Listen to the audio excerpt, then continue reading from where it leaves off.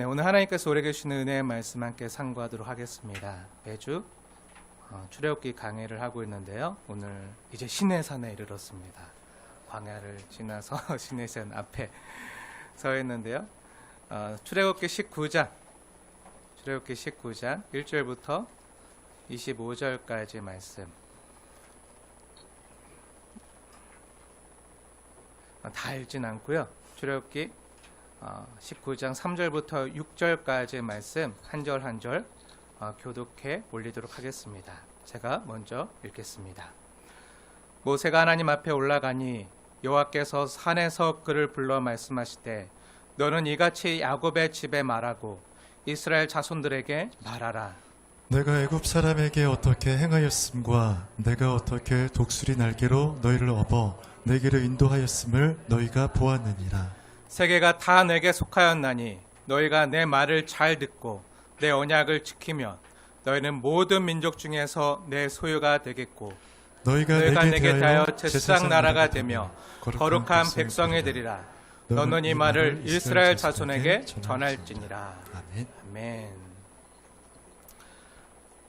네, 우리는 매주 출애굽기 광야 여정을 함께하고 있습니다.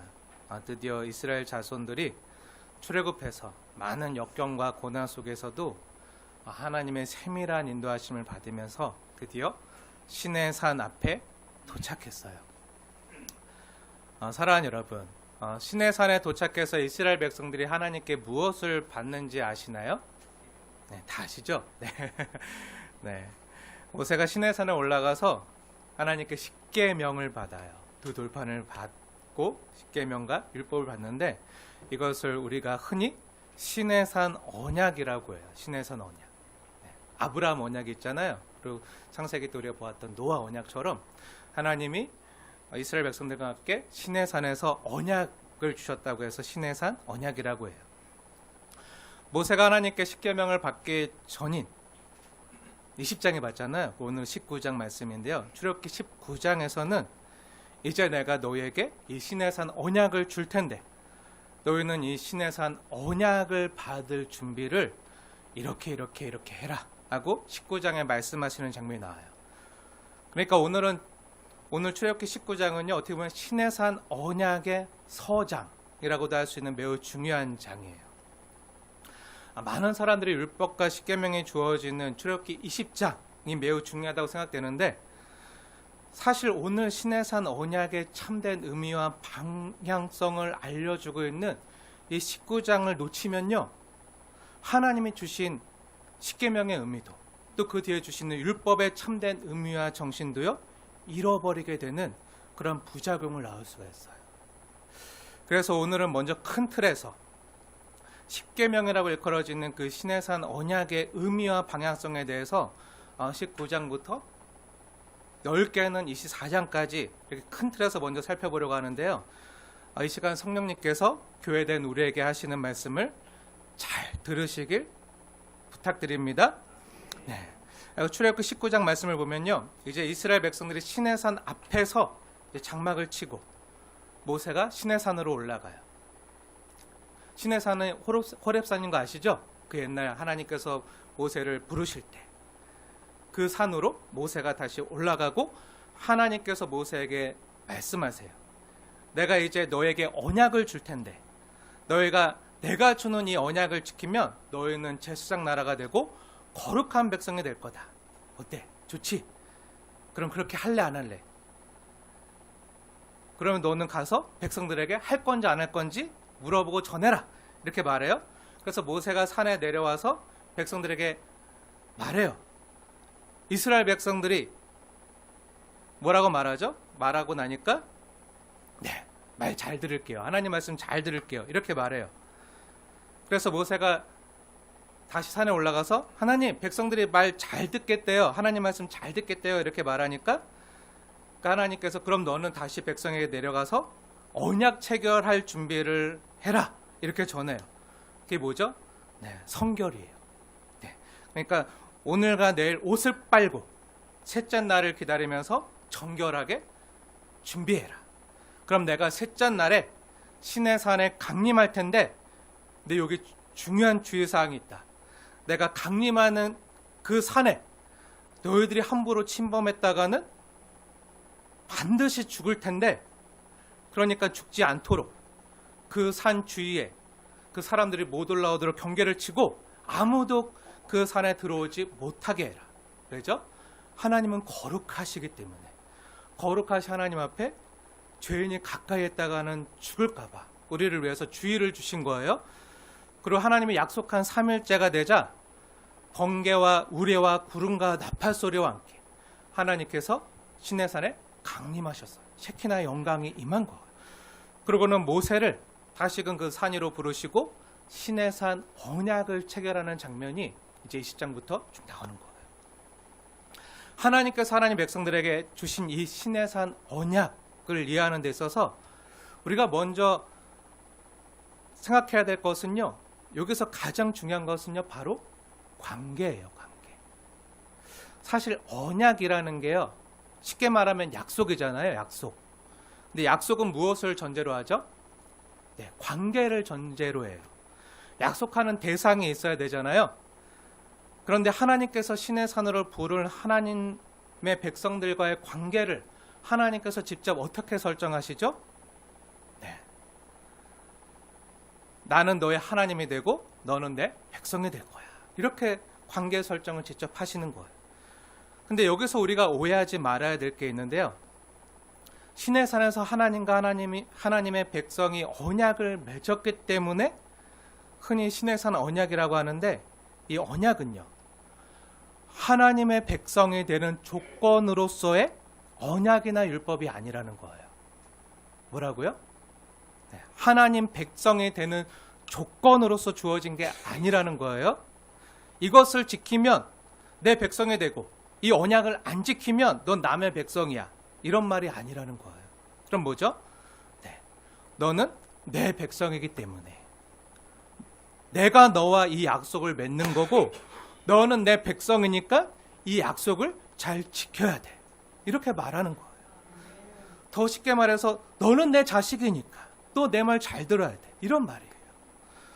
우리도 자녀들에게 너 내 말 잘 들으면 내가 이렇게 해줄게 하고 부모님들 말할 때 많잖아요. 그런 표현을요, 하나님께서 이 신의 산 언약을 통해서 이스라엘 백성들에게 말하는 거지, 너가 이 언약을 잘 지키면 그때서야 비로소 내 자식이 되고 안 지키면 너 내 자식 아니야. 호적에서 파가. 이렇게 하는 게 아니라는 거예요. 너는 내 사랑하는 자녀니까 내 말 잘 들어야 돼. 이렇게 하는 거랑 같은 얘기라는 거예요. 그리고 어마어마한 걸 선물로 주시겠다고 약속해 주시는 거예요. 무엇을 주시겠다는 거죠? 네, 하나님 나라를 주시겠다는 거예요. 하나님 나라. 지난 수요예배 때도 말씀드렸지만요, 부모 자식 간의 유명한 이야기가 있는데요. 한번 들어보세요. 어느 날 자식이요, 아빠한테 아빠 나 사랑해? 하고 물었어요. 그러자 아빠는 그럼 당연히 사랑하지 이렇게 대답해요. 그러자 자식이 이렇게 아빠한테 물어요. 왜 사랑해? 이렇게 물으면 그 아빠가, 부모가 그 자식한테 뭐라고 대답할까요? 네? 네, 그쵸. 그거밖에 없어요. 예쁘니까, 공부 잘하니까, 내 말 잘 들으니까 사랑하나요? 부모님들 말해보세요. 그런가요? 네, 그러면 참 좋겠지만, 네, 말 안 듣죠? 지질이 안 듣죠? 속썩이죠? 네, 그래도 공부 못해도요, 말 잘 안 들어도요, 내 새끼니까, 내 자식이니까 사랑한다고 말하는 거예요. 아, 너가 너무 예쁘니까, 너 내 말 너무 잘 들으니까, 너 정말 공부 잘하니까 나 호강시켜줄 것 같으니까 나 너 사랑해. 이렇게 말하는 부모 거의 없어요. 그쵸? 네, 이렇게 대답 안 하고요. 뭐라 대답하죠? 네, 왜 사랑하냐고? 너니까 사랑해. 너니까. 너가 내 딸이니까. 너가 내 아들이니까 사랑해. 그러면서 뭐라고 얘기하죠? 그 다음에 이런 말 할지도 몰라요. 그러니까 공부 좀 열심히 해. 그러니까 내 말 좀 잘 들어. 내가 너를 사랑하니까 너 내 말 잘 듣고 열심히 살아라. 내가 너가 가장 잘 되는 방법 난 너가 정말 잘 됐으면 좋겠어. 너가 정말 행복했으면 좋겠어. 근데 이렇게 사는 게 너를 위한 거니까 엄마 말 좀 잘 듣고 아빠 말 좀 잘 듣고 공부 좀 열심히 좀 하고 내 말 좀 잘 듣고 이렇게 살아. 이렇게 말하는 거잖아요. 근데 하나님이 이스라엘 백성들에게 주시는 말씀도 이와 같은 거예요. 너가 예쁜 짓 하면, 너가 공부 잘하면, 너가 내 말 잘 들으면 그럼 너 내 자녀로 해줄 거고 안 그러면 안 해줄 거야. 이게 아니라는 거예요. 그런데도 자꾸 우리는요, 하나님께 복받고 구원받는 걸 뭔가 내가 이쁜 짓 해야지 하나님께 복을 얻어내거나 타내는 것처럼 생각할 때가 많아요. 아닙니다. 하나님께서 오늘 본문에 분명히 너희가 내 말을 잘 듣고 내 언약을 지키며 이라고 분명히 말씀하고 계시지만 이건 지금 말씀하고 있는 대상이요, 하나님이 택하시고 하나님이 부르신 아브라함의 자손이 야곱의 집, 즉 이스라엘 자손들이기 때문에 하시는 말씀이에요. 그러니까 이 복음 먼저 무엇을 전제로 하죠? 하나님과의 관계를 전제로 하는 거예요. 하나님 먼저 이렇게 관계를 맺으셨고 부르셨고 자녀 삼으셨고 그렇기 때문에 그 자녀들에게 말씀하시는 거예요. 정말 그런가? 오늘 본문 말씀을 보겠습니다. 오늘 본문 말씀 출애굽기 19장 3절 말씀 한번 자세히 보세요. 정말 그러한가? 우리 3절 말씀 함께 읽겠습니다. 시작. 모세가 하나님 앞에 올라가니 여호와께서 산에서 그를 불러 말씀하시되 너는 이같이 야곱의 집에 말하고 이스라엘 자손들에게 말하라. 아멘. 아멘. 여호와님께서 뭐라고 말씀하시죠? 먼저 언약을 맺을 대상을, 언약을 맺을 그 당사자들을 뭐라고 부르시죠? 네. 야곱의 집, 즉 이스라엘 자손들이라고 말씀하시는 거잖아요. 야곱은요, 아브라함의 손자잖아요. 근데 창세기에서 우리가 보았지만 하나님께서 아브라함에게 내가 너와 내 후손 사이에 대대로 영원한 언약을 세우겠다, 이렇게 말씀하시면서 나는 너와 내 후손의 하나님이 되리라, 이렇게 말씀하시면서 뭐라고 말씀하시죠? 네, 궁금하신 분들 한번 보세요. 우리가 지난번 창세기 강의 때도 봤지만 창세기 17장 7절 말씀 한번 보세요. 창세기 17장 7절 말씀 제가 읽겠습니다. 한번 자세히 보세요. 내가 내 언약을 나와 너 및 내 대대 후손 사이에 세워서 영원한 언약을 삼고 너와 내 후손의 하나님이 되리라, 이렇게 말씀하시면서 너희가 내 언약 백성이라는 증거로 할례를 행하라 하면서 할례 언약을 체결하시잖아요. 근데 여기서도 한번 자세히 생각해 보세요. 할례가 먼저인가요? 아니에요. 할례가 먼저가 아니에요. 할례가 먼저가 아니라 하나님과 아브라함과의 관계 설정이 먼저 있었어요. 하나님 아브라함을 먼저 부르셨어요. 하나님 아브라함을 먼저 택하셨고 그 다음에 할례를 명하신 거예요. 뭐죠? 너가 내 백성 된 증거로, 언약 백성의 증거로 넌 내 거니까 할례를 행해, 이렇게 말씀하셔. 하나님 자녀답게 표시를 내, 이렇게 말씀하시는 거예요. 나는 너의 하나님 여호와니라. 나는 너의 하나님이 되고 너는 내 백성이다. 이 말이 뭐죠? 네, 언약의 하나님이심을 말씀하시는 거예요. 아브라함의 하나님, 야곱의 하나님, 이삭의 하나님이요, 저와 여러분의 하나님이 되신다는 거예요. 우리가 하나님의 언약을 이해할 때 가장 중요한 게 바로 이거예요. 많은 사람들이 언약 따로, 하나님 나라 따로 이렇게 생각하거나 이렇게 이해하는데 아니에요. 같이 가는 거예요. 같이 가는 거예요. 하나님이 언약하신 이유가 뭐죠? 네, 하나님 나라를 주기 위해서. 하나님 나라를 주기 위해서. 하나님께서 우리에게 여자의 후손, 창세기 우리가 3장 15절에 말씀 우리 함께 봤잖아요. 그 여자의 후손, 그 아브라함의 씨, 다윗의 씨, 그 메시아를 약속하신 이유가 뭐죠? 네, 여자의 후손으로 오는 아브라함과 다윗의 자손으로 오신 그 구원자 예수 그리스도께서 세우시는 나라, 하나님 나라를요, 저와 여러분에게 주기 위해서예요. 나는 너의 하나님이 되고 너는 내 백성이 되리라. 그 하나님 나라에서 하나님과 사랑의 관계 가운데 살도록 하기 위해서 부르신 거예요.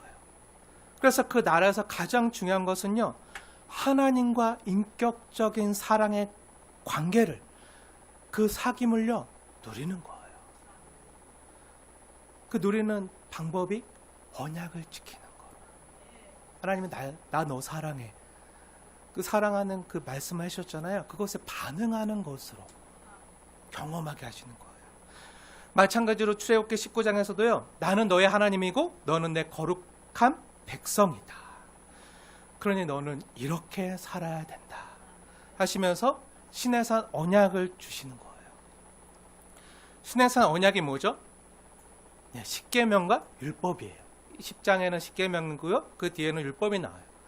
십계명은 뭐죠? 네, 다음번에 자세히 다룰 거지만 1계명부터 4계명까지는요. 하나님 사랑. 5계명부터 10계명까지는요. 이웃 사랑에 대한 말씀이잖아요. 그리고 21장부터 나오는 율법은 뭐죠? 네, 사랑의 법이에요. 사랑의 법. 그래서 어느 날 그 율법사가 복음서에서 마태복음 22장에서 예수님을 시험하려고 묻잖아요. 어느 율법사가 예수님을 시험하려고 물어요. 예수님께 찾아가서 이렇게 말해요. 선생님, 율법 중에서 어느 계명이 가장 크니까? 그러자 예수님께서 뭐라고 대답하시죠? 네, 예수님께서 말씀하셨듯이 내 마음을 다하고 목숨을 다하고 뜻을 다하여 주 너의 하나님을 사랑하라. 그리고 내 이웃을 너 자신과 같이 사랑하라 하셨잖아요. 그렇게 말씀하신 뭐라고 말씀하셨죠? 이 두 계명이 온 율법과 선지자의 강령이니라. 이렇게 하나님께서 우리에게 율법을 왜 주셨는지 예수님께서 분명하게 말씀해 주셨어요. 율법이 뭐라고요? 사랑의 법이라고요. 하나님 사랑, 이웃 사랑하는 법이라고요. 하나님이 우리를 얼마나 사랑해 주셨는지 그 사랑의 정신이요 진하게 가득히 배어있는 법이 바로 율법이에요. 그러니까 뭐죠? 네, 나 너 이렇게 사랑하는데 그래서 널 위해서 내 목숨까지도 바쳐서 사랑하고 널 위해서라면 하늘의 별도 달아줄 수 있고 다 해줄 수 있는데 해와 달도 너가 가는 길을 비춰줄 수 있는 그렇게 내가 너에게 다 해줄 수 있는데 이렇게 말씀하시면서 우리에게 프로포즈 하시는 거예요. 내가 널 이렇게 사랑해. 다 해줄 수 있어. 다 내 거야. 이거 다 널 위해서 하실 수 있어. 그러니까 너도 내 말을 듣고 내 말을 믿고 날 따라줄 수 있겠니? 그렇게 나 사랑해 줄 수 있어? 이렇게 말씀하는 게요. 이 신에서는 언약인 거예요. 저는 개인적으로요. 이 출애굽기 19장 이 신에산 언약을요. 가장 정확하게 있는 방법은요. 단순히 이 신에산 언약을요. 어떤 율법이나 어떤 율법 조문 어떤 율법 수요 장면으로 보기보다 하나님과 이스라엘 백성들 사이에 결혼 서약을 맺는 장면으로 보는 게 가장 바르게 이 신에산 언약을 해석하는 게 아닐까 생각하고 있어요. 십계명 역시 저와 아내가 결혼할 때 결혼해서 그 첫날 밤에 앞으로 어떻게 살까 버킷리스트 우리 이렇게 살아야 하고 적은 게 있거든요. 네, 우리 서로 언약한 게 있거든요. 네, 그런 게 이제 십계명이라고 생각해봐요. 네, 그런 것과 같은 거예요. 그리고 우리 앞으로 이렇게 살아가면 살려면 앞으로 이렇게 살아야 돼요. 한 내용들이 그 사랑의 법이에요. 근데 제가 왜 이렇게 얘기하냐면 왜 그렇게 생각하냐면 한번 본문을 자세히 보세요. 제가 이 본문을 묵상할 때마다 하나님이 주신 깨달음이 이건데요. 한번 자세히 보세요. 여호와 하나님께서 모세를 시내산으로 부르셔서 이스라엘 백성들과의 관계 설정을요. 어떻게 하시는지 아세요? 신랑과 신부로 설정하시면서 하시는 이야기로 이 십계명과 그 뒤에 있는 율법으로 생각하시면요. 이해하기가 쉬워요. 결혼 서약서로 이해하시면 이 말씀을 가장 정확히 해석하는 게 아닐까 생각이 들어요. 그래서 한번 보세요. 출애굽기 19장 3절에 구약의 교회, 당시 광야 교회였잖아요. 그 신부의 이름을요. 하나님이 뭐라고 부르시죠? 이스라엘로 부르시면서 4절에 뭐라고 말씀하시죠? 제가 읽을게요. 한번 자세히 보세요. 4절에 내가 애굽 사람에게 어떻게 행하였은가? 내가 어떻게 독수리 날개로 너를 업어서 내게로 인도하였음을 너희가 보았느니라. 이 말은 무슨 말이죠? 네, 하나님 이제 신부된 이스라엘에게 말하는 거예요. 너 내가 너를 얼마나 사랑하는지 알지? 그래서 내가 너를 괴롭히고 힘들게 했던 그 애굽 깡패들로부터 내가 널 어떻게 지켜냈는지 알지? 내가 너의 든든한 남자친구이자 보디가드가 되어서 내가 너를 어떻게 독수리 날개로 안전하게 업어서 내게로 이 신혼집으로 인도했는지 알지? 그러면서 5절과 6절에 말씀하시는 거예요. 뭐라고 말씀하시죠? 제가 읽을게요. 다시 한번 자세히 보세요. 세계가 다 너에게 속하였나니 너희가 내 말을 잘 듣고 내 언약을 지키면 너희는 모든 민족 중에서 내 소유가 되겠고 너희가 내게 대하여 제사장 나라가 되며 거룩한 백성이 되리라. 너는 이 말을 이스라엘 자손에게 전할지니라. 이건 무슨 말이죠? 네, 신랑 대신 하나님께서 이렇게 말씀하시는 거랑 같아요. 신부된 이스라엘에게, 자, 낭자 보시오. 세계가 다 내 거요. 내가 당신을 위해서 이걸 다 준비했소. 사실 이 세상 전부를 내가 당신을 사랑해서 당신과 함께 살려고 세상을 창조한 것이요. 그리고 필요한 살림살이들을 다 준비해 놓은 건데 당신이 내 말을 믿고 나와의 이 아름다운 결혼 서약, 사랑의 서약을 지켜준다면 이게 다 당신 거예요. 당신 소유. 그리고 세상이 당신이 내 거라는 걸 알게 될 거예요. 그렇게 당신은 내 소유이며 내 순결한 신부임을 세상이 알게 될 거예요. 이렇게 말씀하시는 거랑요 같은 거예요. 어떻게 보면요 출애굽기 19장이요 아름다운 하나님이 우리에게 불러주는 세레나데요. 프로포즈라고 볼 수 있는 거예요. 하나님께서 모세를 통해서 신부된 이스라엘에게 이런 내용을 전하시자 당시 강약교였던 신부들이 뭐라고 대답하죠? 뭐라고 말하죠? 네, 제가 그렇게 할게요 하고 말해요. 네, 제가 그렇게 할게요. 이렇게 8절에 말하죠? 여호와께서 모세를 다시 부르시고 시내산에서 어떻게 결혼 서약을 할 건지, 결혼 서약을 하기 전에 어떻게 준비할 건지 말씀해 주잖아요. 결혼 예복 입으라는 거예요. 웨딩 드레스 입으라는 거예요. 네. 그리고 우레와 번개와 빽빽한 구름 가운데 임하셔서 그들의 옷을 빨아서 성결하게 하고 그렇게 말씀하시면서 이제 신랑 입장. 네, 여호와께서 시내산에 강림하실 때, 네, 그 거룩한 예식을, 그 경계를 함부로 침범하지 말고, 네, 침범하는 자는 짐승이나 사람을 막론하고 살아남지 못하리라 말씀하세요. 모세를 대표로 부르셔서 결혼 서약을 이제 행하시는 거예요. 백성들이 그 거룩한 산에 오르지 못하도록 경계를 세우셨잖아요. 그리고 모세가 올라가서 받은 것이 바로 이 결혼 서약서 십계명이에요. 새 언약을 이야기하는 예레미야 선지자의 말대로라면요, 이 십계명은요, 이 두 돌파는요, 처녀 이스라엘이 하나님과 혼인할 때 받은 혼인 서약서라고 할 수가 있어요. 그 서약서의 내용이 뭐죠? 네, 오직 하나님 당신만을 사랑하겠습니다. 이렇게 사랑하겠습니다 하고 서약한 거예요. 제가 그냥 시내산 언약이 결혼 서약과 같다고 말하는 거는요, 그냥 제 주장이나 제 상상이 아니라 하나님의 말씀이기 때문인데요. 그럼 성경 어디에서 그렇게 말하고 있죠? 아시는 분? 제 말씀을 제가 하는 말씀을 잘 들었다면 어디서 그렇게 말하죠? 네, 제가 조금 전에 1분 전에 예레미야서라고 얘기했잖아요. 네, 정신 똑바로 차리고 들으세요. 네, 예레미야서에서 네, 하나님께 새 언약을 주세요. 새 언약에 대한 약속을 주시면서 이렇게 말씀하세요. 그럼 그 새 언약에 대한 말씀이 어디 있죠? 네, 예레미야서에 있겠죠? 네, 잘 대답했어요. 네, 그 예레미야서를 보세요. 예레미야서 31장 31절. 찾기도 쉬워요. 31장 31절 말씀. 한번 우리 다 같이 찾아볼게요. 중요하기 때문에 다 찾아서 보겠습니다. 예레미야서 31장 31절부터 33절까지 다 찾아서 볼게요. 제가 읽겠습니다. 마음에 새기시면서 자세히 보세요. 여호와의 말씀이니라. 보라, 날이 이르리니 내가 이스라엘 집과 유다 집에 새 언약을 맺으리라. 여기 잘 보세요. 32절. 이 언약은 내가 그들의 조상들의 손을 잡고 애굽 땅에서 인도하여 내던 날에 맺은 것과 같이 아니할 것은 내가 그들의 남편이 되었어도 그들의 내 언약을 깨뜨렸습니다. 여호와의 말씀이니라.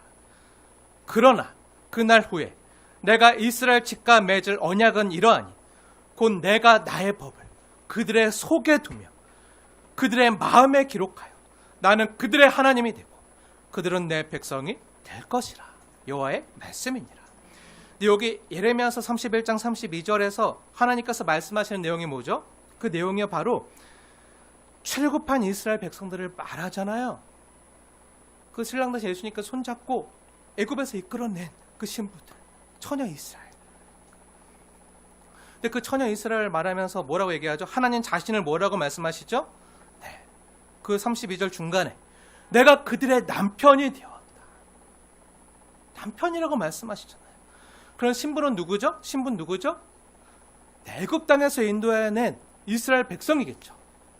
그러니까 시내산 언약은요, 신랑된 하나님과 신부된 이스라엘 사이에 맺었던 결혼 서약이라는 거예요.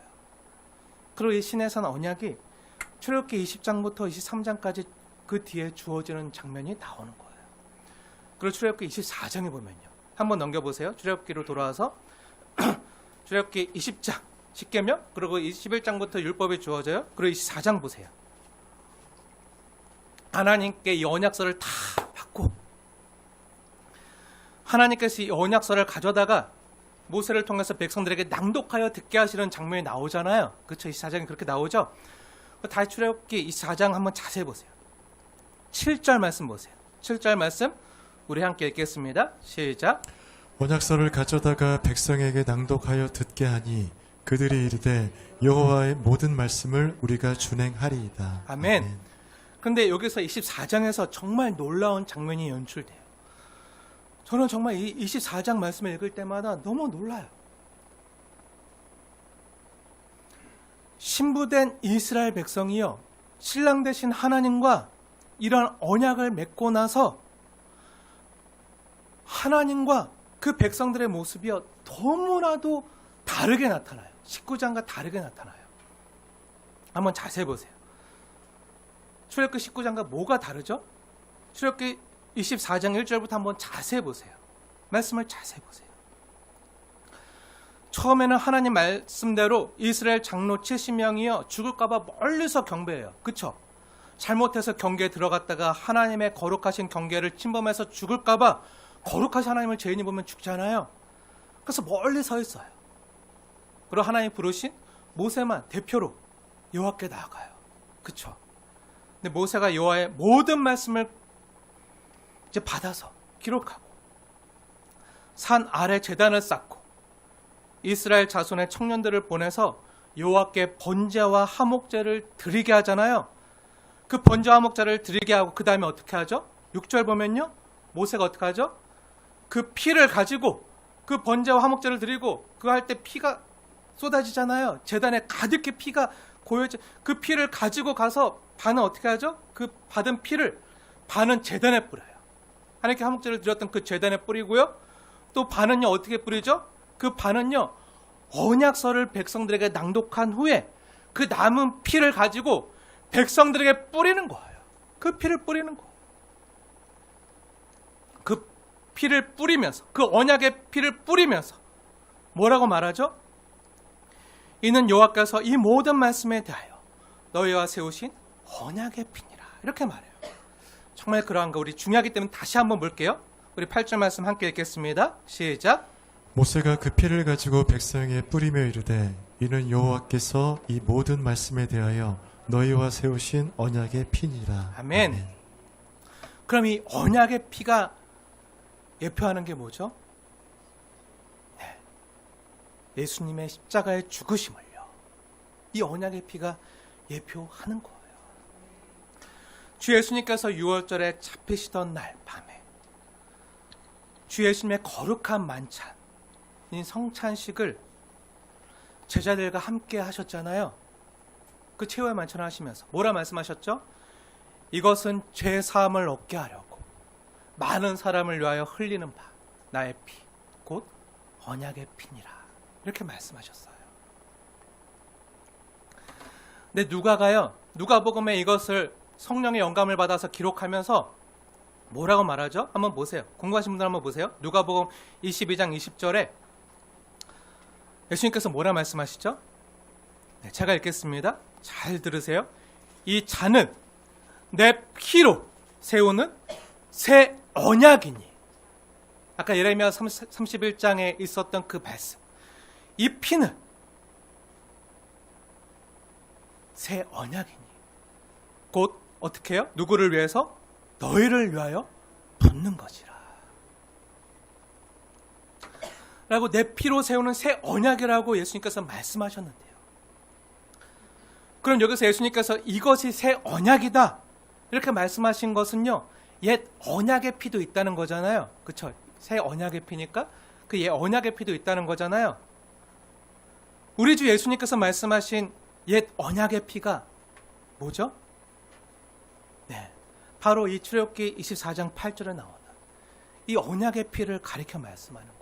하나님께 언약을 받을 때 흘렸던 이 언약의 피.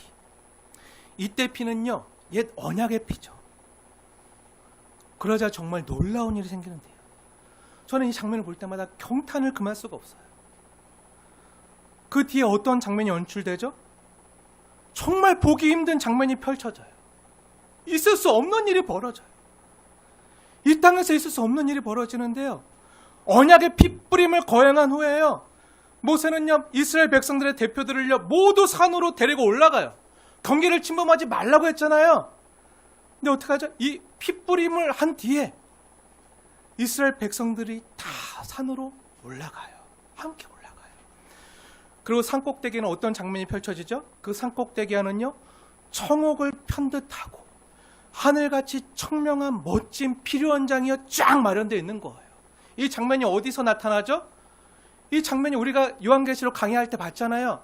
요한계시록 마지막에, 요한계시록 21장 이후에 그 새 예루살렘이 이루어질 때, 그 모든 죄와 사망의 심판받고 그 하나님 나라, 완성된 하나님 나라에서 그 보좌하신 하나님이 그 천국을 편 듯한 그 멋진 그 필요한 장에서 하나님이 보좌하신 하나님과 백성들 혼인 잔치가 벌어지는 그 장면에서 연출되는 그 놀라운 장면이에요. 여기서 벌어지는 거예요. 완성된 하나님 나라에서나 벌어질 수 있는 그 놀라운 일이요, 지금 이 땅에서 벌어지고 있는 거예요. 시내산에서.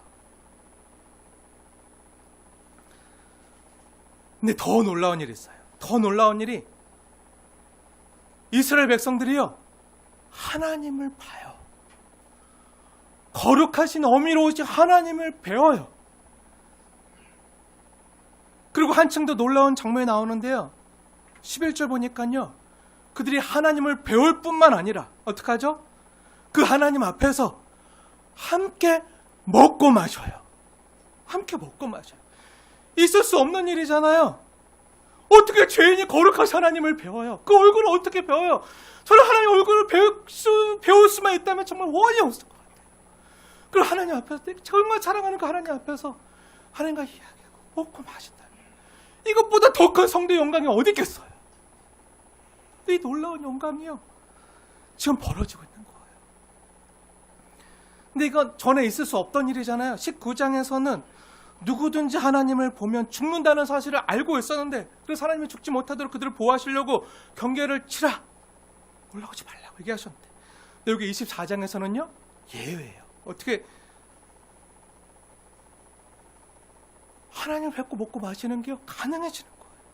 19장에서는 하나님께 가까이 나오는 자는요 죽는다고, 안 된다고 말씀하셨잖아요. 그리고 하나님께 가까이 나오는 자를 죽이겠다고 위협하셨잖아요. 근데 여기서는요, 하나님을 가까이 뵙고 먹고 마셔요. 정말 놀랍지 않나요?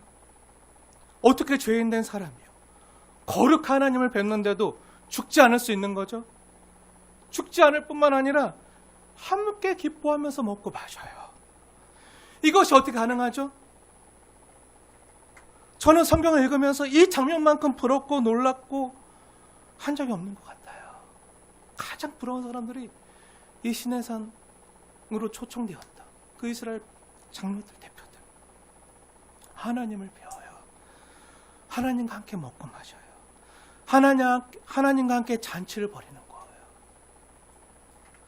그럼 어떻게 죽지 않을 수 있었죠? 19장에서는 누구든지 경계를 넘으면 죽는다고 했잖아요. 근데 24장에서는요, 안 죽어요. 아니, 오히려 함께 뵙고 먹고 마시는 장면이 연출돼요.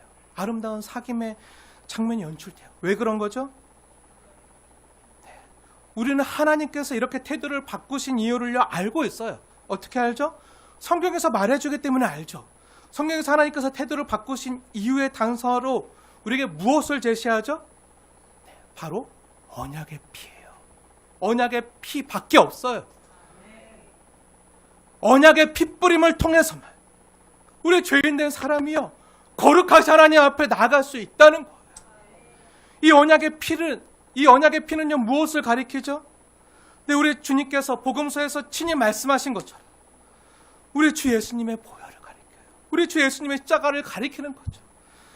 그리스도의 구속 사역으로 백성들의 죄를요, 어린 양의 피로 씻어 하나님과 백성들 사이에 친밀한 교제가 가능해지는 거예요. 그래서 우리가 어린 양의 보혈을 의지해서 하나님 앞에 담대히 나아갈 담력을 얻을 수 있게 되는 거예요. 그러니까 다시 신에서 언약을 받기, 한번 보세요. 다시 신에서 언약을 받기 위해 준비하는 출애굽기 19장부터 이 4장까지 과정을요, 큰 틀에서 정리할게요. 큰 틀에서 정리하면 19장은요, 결혼식 준비라고 볼 수 있어요. 그리고 20장부터 23장까지는 신랑 되신 하나님의 임재 가운데서 혼인 잔치와 결혼 서약식이 이루어지는 장면이고요. 24장은 뭐죠? 결혼식 필요야.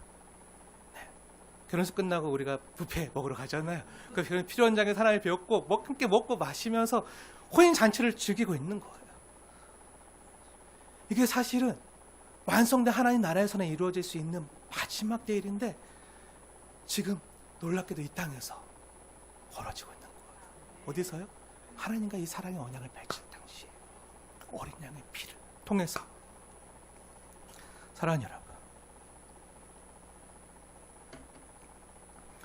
우리는 하나님으로부터 주어진 이 신의 산 언약을요, 그동안 계속 율법 조문으로만 봤기 때문에 그 율법을 지켜야 복받고, 안 지키면 벌받고, 그 율법을 지켜야 구원받고, 못 지키면 구원 못 받고 하는 그런 기복신앙의 등식으로 이 율법을 대해왔어요.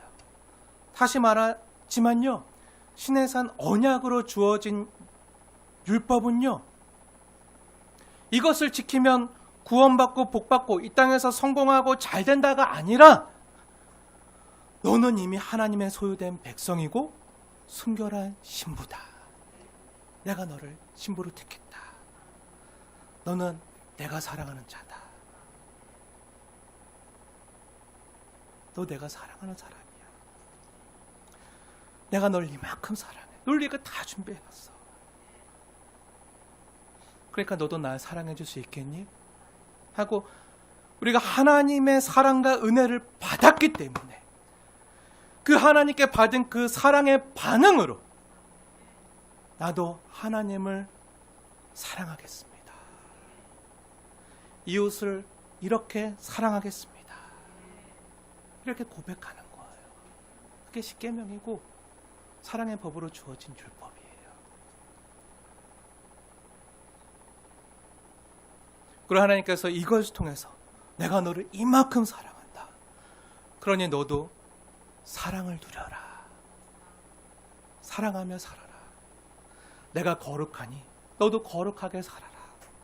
하면서 주신 사랑의 법이요, 바로 신의 산 언약인 거예요. 사랑하는 여러분, 하나님께서 십계명을 주시고요, 율법을 주신 것은요, 왜 주신 거라고요? 네. 하나님을 사랑하고 이웃을 사랑하라고 준 거라고요. 하나님은 사랑이시기 때문에 하나님의 사랑받은 우리 역시 사랑하며 살라고 주신 거예요. 그게 복이니까. 그게 가장 큰 복이니까. 그게 하늘에서 뜻이 이루어진 것처럼 땅에서도 하나님의 뜻을 이루는 법이니까. 근데 오늘날 조국교에서 자주 보는 장면은요, 정반대의 장면을 볼 때가 많아요.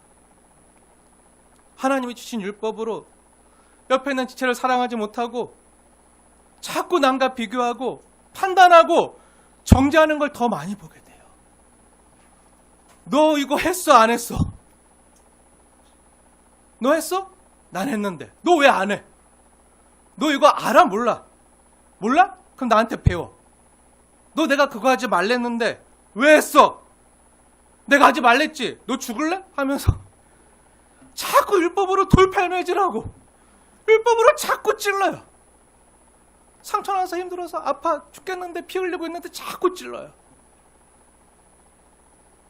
왜 그러는 거죠?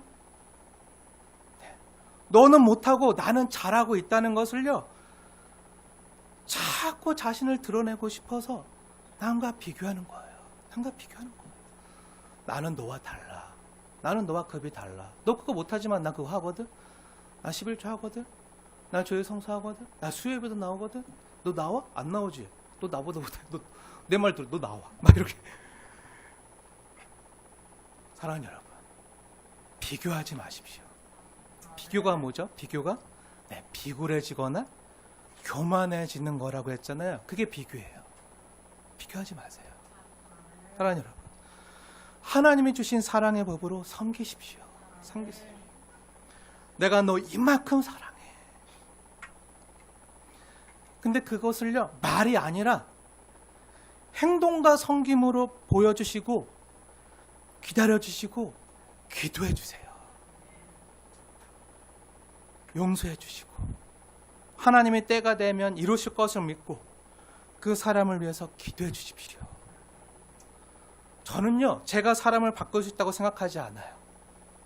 그건요, 하나님이 하시는 거예요. 하나님이 하시는 거기 때문에 하나님께 맡겨드려요. 그리고 그 영혼을 위해서 간절히 기도할 뿐이에요.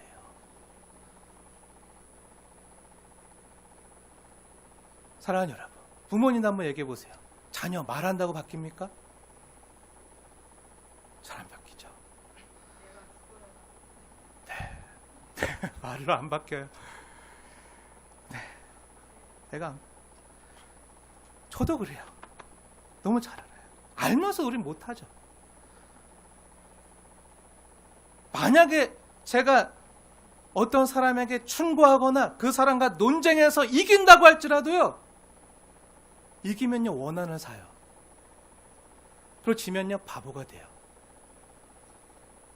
그렇다고 너 내 말 안 들었어? 너하고 이제 끝이야. 너 손절이야. 너 일은 너가 이제 알아서 해. 하고 그 영혼에 대해서 관심 갖지 말라는 말도 아니에요. 때론요 주의 말씀과 교훈으로 가르쳐야죠. 근데 가르치는데요, 그냥 내가 너보다 잘났으니까, 내가 너보다 더 많이 아니까, 내가 너보다 더 많이 이것도 하고 저것도 하니까 너 내 말 들어 하고 하는 그 말하고요, 그 영혼을, 그 사람을 진심으로 사랑해서 하는 말과는요 달라요.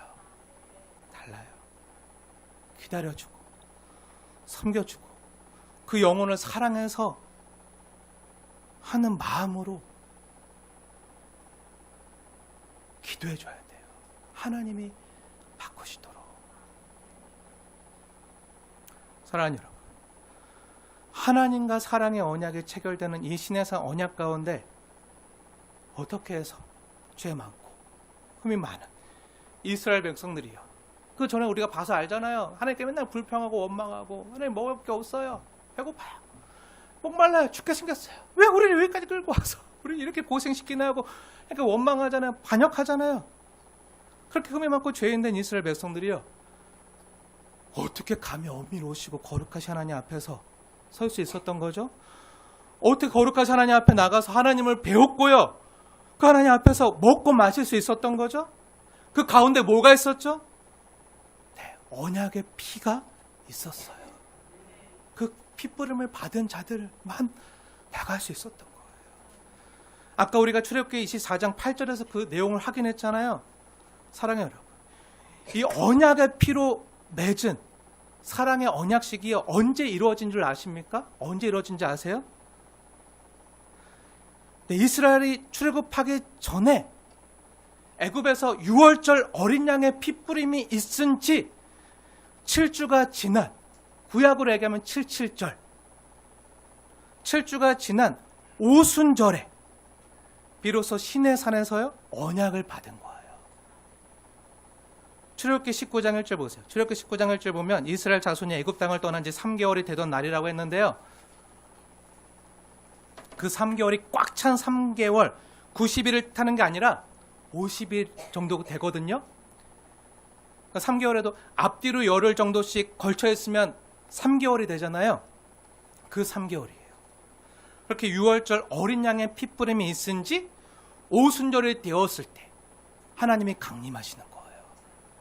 그때 구약 교회, 광야 교회가 탄생하는 거예요. 언약의 피, 하나님의 은혜를 입어서. 그 신약 교회는 다른가요? 아니요. 신약에서요, 예수님께서 6월절에 십자가에 못 박혀 죽으셨잖아요. 하나님의 어린 양으로 6월절에 십자가에 못 박히셨잖아요. 그 죽으시고 50일 뒤에 오순절에 뭐가 있었죠? 성령 강림의 역사가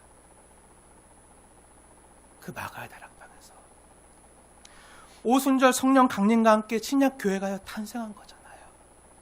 여기서 핵심은 뭐죠? 공통점이 뭐죠? 네, 6월절 어린 양의 피, 언약의 피, 예수님의 피예요. 예수님의 피. 그러니까 뭐죠? 근데 하나님께서 교회를 어떻게 낳으셨다고요? 어린 양의 보혈로 낳으셨다고요. 어린 양의 보혈. 예수님의 생명을 바친 그 사랑이요, 죄인된 사람들을요, 하나님의 거룩한 신부요, 하나님의 거룩한 교회로, 하나님의 거룩한 백성으로 만들었다고요. 우리가 잘나서 우리가 자격이 있어서 된 게 아니라고요. 하나님 하셨다고요. 우리를 위해서 그렇게 죽기까지 자신이 생명을 버리심으로. 여기서 핵심이 뭐죠? 하나님은요, 말로만 사랑하지 않는다는 거예요. 십자가에서 죽기까지 사랑하셨다는 거예요. 행동으로, 죽기까지 섬기심으로 그 사랑을 보이셨다는 거예요. 보이셨다는 거예요. 그렇게 하나님의 약속을요, 신실하게 지켜가셨다는 거예요. 나 너 이렇게 사랑해. 이렇게 사랑했어. 나 너 이렇게 사랑하는데 너 나 사랑할 수 있겠니? 너도 나 사랑해 줄래? 그것으로 언약을 주셨다고요. 사랑하는 여러분, 그 영혼을 진심으로 사랑해서 기도해 주지도 않으면서 말로만 가르치려고 하지 마세요. 교회에서 정말 그 영혼을 위해서 눈물로 기도해 주지 않으면서 말로만, 너 내 말 안 들어? 너 안 해? 하면서 말로만 하려고 하지 마세요. 그럼 엇나가요. 정말 그 영혼을 사랑해서, 정말 그 영혼을 위해서 눈물로 하나님께 기도하고, 또 그 영혼을 어떻게 내가 섬겨줄 수 있을까? 어떻게 도와줄 수 있을까? 어떻게 예수님께로 이끌 수 있을까? 그렇게 정말 그 영혼을 사랑하는 마음으로 그냥 잠잠히 옆에서 행동으로, 섬김으로 사랑하면요, 하나님이 때가 되면요 하세요. 근데 그 사랑을 잃어버리고요, 율법만 지키려고 할 때, 율법만 가지고 가르치려고 하고 정죄하려고 할 때요, 그 율법은요, 사람을 살리는 게 아니라 사람을 죽이는 도구가 된다고요. 역사상 있었던 많은 종교 전쟁들이요, 십자군 전쟁 같은 많은 수많은 종교 전쟁들이요 그랬고요. 무엇보다도 2000년 전에 대제사장들과 바리새인들과 율법학자들이요, 그 잘 아는 율법 가지고 어떻게 했죠? 예수님을 십자가에 죽였잖아요. 하나님이 주신 가장 선한 도구를 갖고도 하나님을 죽이는 데 사용할 수 있어요. 사람을 죽이는 데 사용할 수 있어요. 사랑하는 여러분, 축복하고 권면합니다. 사람을요, 여러분의 사역을 위해서, 아니 여러분이 교회에서 인정받기 위해서, 여러분의 어떤 욕망과 바람을 위해서 사람을 이용하지 마세요. 그냥 사랑하세요. 십계명을 왜 주셨죠? 네, 주님과의 사귐을 위해서 주셨잖아요. 하나님과의 사랑의 사귐을 위해서. 하나님을 사랑하고 이웃을 사랑하도록 주신 거잖아요. 제가 늘 마음에 품고 있는 말씀이 있어요. 제 은사님이셨던 우리 박가우 목사님도 잘 아시겠지만 김병욱 교수님이 계세요. 김병욱 교수님. 신약학을 가르치셨는데 그때 제가 신대원 다닐 때 그 교수님께서 저희들에게 해주셨던 말씀이에요.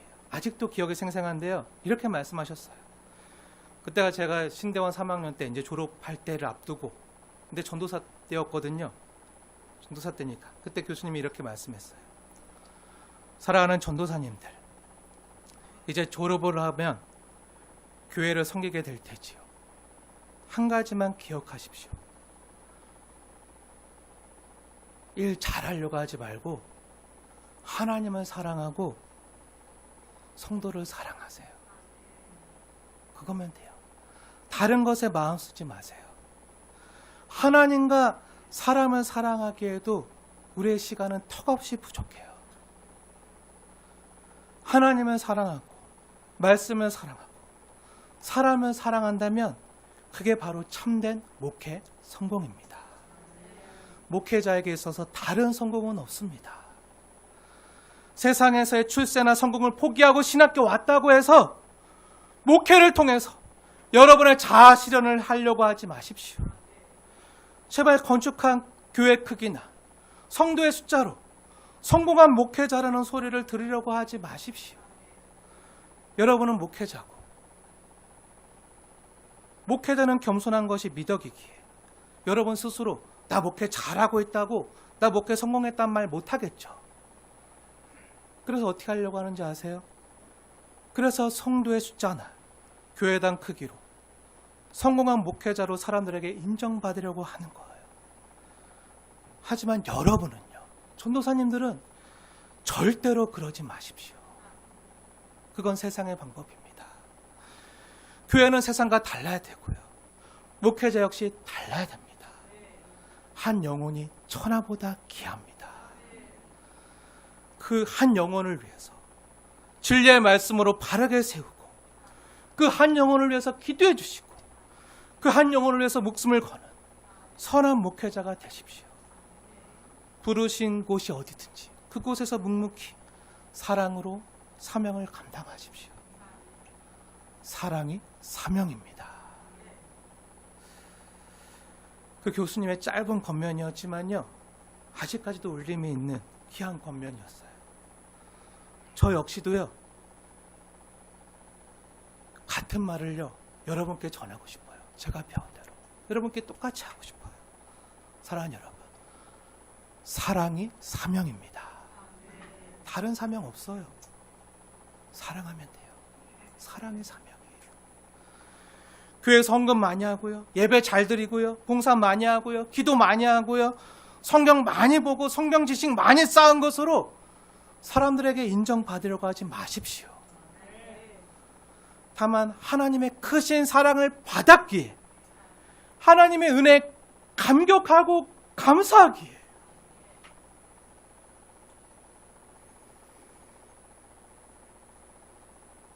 하나님 사랑에 감사해서 그 사랑의 반응으로 이 모든 것에 최선을 다하십시오. 왜 우리가 말씀 보죠? 왜 우리가 기도하죠? 왜 우리가 예배하죠? 죽을 수밖에 없는 죄인이요, 하나님 용서받고 하나님의 자녀가 된 것도 감사한데요, 날 귀한 하나님의 일에 불러주시고 동력자로 여겨주시고 주님의 귀한 교회와 하나님의 나라를 맡겨주셨기에, 귀한 주님의 일꾼 되었기에, 그래서 감사해서 하는 거잖아요. 뭐 받으려고 합니까? 뭐 타내려고 합니까? 아니잖아요. 하나님 사랑에 감사해서 맡겨진 일을 우리가 충성하며 감사하며 최선을 다하는 것, 이게 우리의 기쁨 되기에, 예배가요, 말씀이요, 기도가요, 하나님의 백성으로 사는 길이고, 이게 성도된 나의 가장 큰 기쁨이고, 신부된 나의 가장 큰 즐거움임을 알기에 이것을요 행하는 거예요. 여러분에게 제가 성경 읽지 말라는 게 아니에요. 기도하지 말라는 게 아니에요. 봉사하지 말라는 게 아니에요. 근데 왜 해야 되는지 알고 하라는 거예요. 의무가 아닙니다. 의무가 아닙니다. 하나님의 사랑받은 은혜에 반응함으로 감사로 하는 거예요. 그리고 무엇보다 사랑하십시오. 내가 받은 하나님 사랑 때문에 내 옆에 있는 지체를 사랑하고 교회를 사랑하십시오. 자녀들을 사랑하십시오. 부모를 사랑하십시오. 내 남편을 사랑하십시오. 내 아내를 사랑하시고요. 내 자녀들을 사랑해 주세요.